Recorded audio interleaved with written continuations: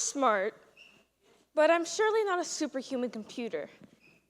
I would like to think I'm sarcastic or witty, but, I have a black mom. I'm not crazy. I'm dedicated to my passions, but let's face it, I'm not going to be a 16-year-old billionaire. I like to wear fun clothes, colorful ribbons, and listen to old CDs on my Discman. I'm a slightly weird, blue curly-haired, Afro-Latina girl with glasses. I exist in real life, but you won't see depictions of me in movies, books, or even on primetime TV. You might be wondering why, and that's because black girls who are quirky, eccentric, and complex are missing from mainstream media by design. A design that has a long history of under and misrepresenting black girls within media. True representation will only be achieved when black girls are shown as their real, complex yet awkward selves. To understand where I'm coming from, let me take you back to the first time I watched one of my very favorite shows, Freaks and Geeks. Though I love it, let me warn you, Freaks and Geeks is really no pillar for representation. Probably one of the whitest shows I've ever seen. Freaks and Geeks is a 90s sitcom that takes place in the early 80s. It follows a girl named Lindsay, who attempts to shed her nerdy past and make friends who love rock and roll and a bit of rebellion just as much as she does. She's smart, but she's clearly not exceptional. She struggles, but she's not irredeemable. She has her friends, but she still feels like an outsider. Lindsay is real, fleshed out and well-written. But as I watched this show, I couldn't help but wonder, where is the black Lindsay? Bell Hooks argues that invisibility is not accidental. When creating teen girl characters, black girls aren't looked for in certain categories. That's why quirky, offbeat characters are almost always white. White girls get to be every kind of girl, while black girls are put in very distinct boxes, traps that set a narrow example of black girlhood. You probably know some of them. The sassy black sidekick, the sort of character that feels like a two-dimensional depiction of real-life, clever, witty, stylish black girls. Think of Mercedes from Glee. As a black teenage girl, she's often seen with her hands on her hip, rolling her neck, and yelling at the fragile and innocent white girl who ultimately gets her way. It's harmful for black girls like me to know you exist in real life, but not in popular media. It's akin to having a broken mirror as your only reflection.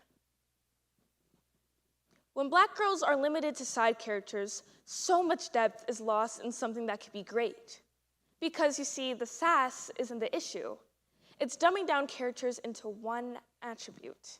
Like that's all there is to them. Sassiness doesn't belong to a race or a gender. For that matter, neither does awkwardness. Stereotypes, like so many other artificial characterizations, limit the depiction of black girls in the real world. I went to an elementary school where almost everyone was white.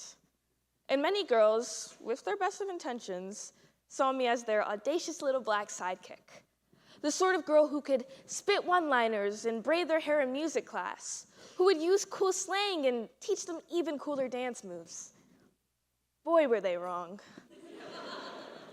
I barely spoke. My introverted disposition always came as a shock to those girls. The caricature they had painted of me did not match the real me, the real Reagan. Maybe you've been in a similar situation yourself. To be fair, those girls didn't have many points of reference for girls like me. They more than likely grew up reading and watching media where white main characters did indeed have a sassy black sidekick. It's not a shock they painted me in the same light. Not only do black girls rarely take center stage, but when they do, their storylines are devoid of layers. In Dangers of a Single Story, Chimamanda Ngozi Adichie reflects on a similar issue. She talks about how as a young girl growing up in Nigeria, most of the characters she wrote about were white, blue-eyed, played in the snow, and ate apples. This is because most of the characters she read about were white, blue-eyed, played in the snow, and, well, ate apples. But the thing is, she grew up in Nigeria, Africa, no snow. See, her perspective about what characters, especially lead characters, look like was shaped by the media she was exposed to. Chimamanda Ngozi Adichie reminds us, a single story repeated often enough becomes the only story. This doesn't only happen in television. In the popular books and later movie series, A Hunger Games by Susan Collin, we have a character like Rue. Rue is one of the only Black girls in the arena. She's characterized as small, gentle, and musically gifted. Rue is also Katniss's, the main character's, best friend and closest ally. But in reality, Rue is a Black girl character written solely to die. Rue's narrative is used to deepen and push Katniss to hate the enemy. She has little to no backstory and is only used as a backdrop for the white heroine within the story. This pattern is not unique.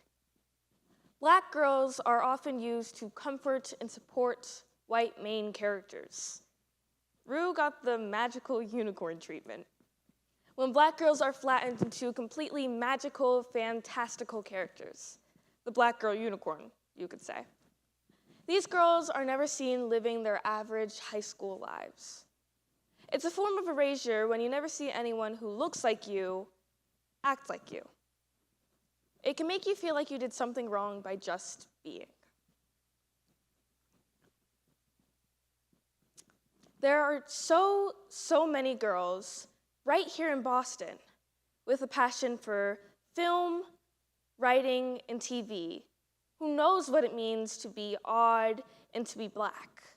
And as I look around my schools, my communities, or even just my own family, I see plenty of girls with odd flaws, peculiar tendencies, and their own oversized glasses. I still believe that if my sister hadn't been an example for me, I'd probably be scared to get into new styles, try out new interests, or even be up here. Because when I first started high school, I was terrified about the way anyone perceived me. One day, a couple of kids had snickered in the back of class and called me weird.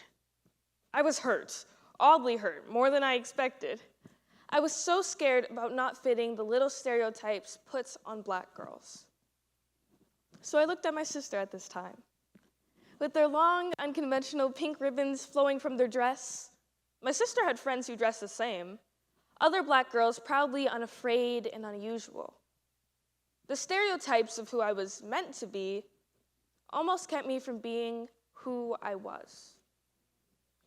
This is why there needs to be more places where Black girls can realize it's not only okay to represent characters this way, but also understandable to feel offbeat and odd as a Black girl.